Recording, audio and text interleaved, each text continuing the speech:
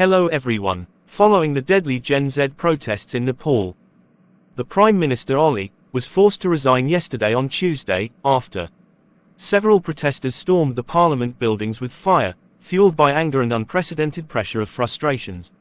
According to the protesters, all major social media platforms including Facebook and Twitter had been blocked by the Nepal government after the respective companies failed to register their submissions to the Nepal government for oversight.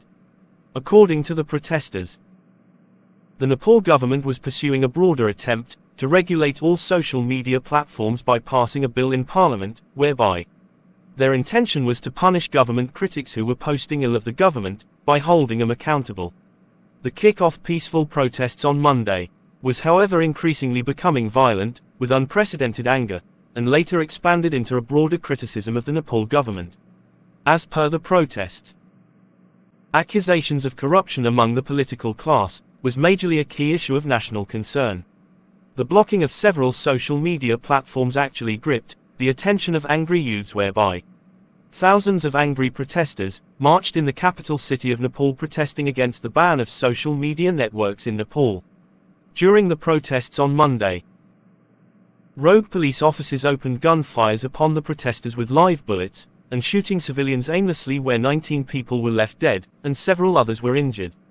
Consequently, the ban for the mentioned social media platforms was lifted on Tuesday, but the protests were gaining momentum, and was now taking a different turn against corruption of leaders in government, whereby the parliament buildings was equally set on fire. As a result, the airport in the capital city of Kathmandu was also shut down unexpectedly, and army helicopters ferried ministers to other places for safety.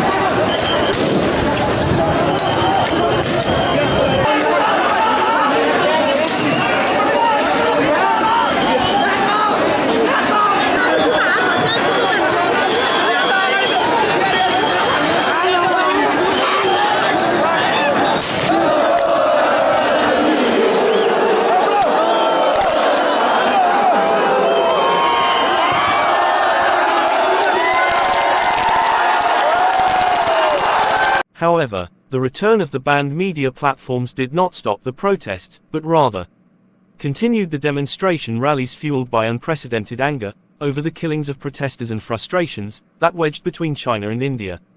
According to the videos shared on social media, the protesters could be seen attacking residences of top rich politicians in and around the capital city of Kathmandu, whereby the home of the Prime Minister, Oli, was one of those set on fire and burnt down by angry youths. A curfew was imposed in the capital city of Kathmandu and other cities, where schools were closed, but several protesters continued despite the measures. During the deadly violence, armed police officers and corporals actually used loudspeakers and mics calling for youths to end protests and return home.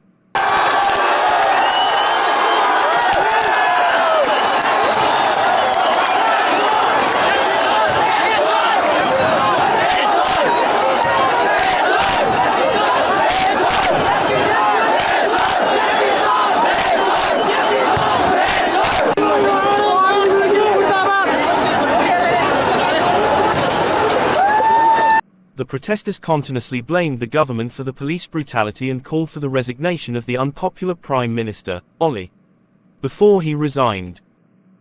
Oli had announced to form an investigation committee to submit a report on the shooting of protesters within 15 days. The Prime Minister was however forced to resign due to unprecedented anger and public pressure that was building up alongside several accusations of corruption. Thank you and keep on subscribing.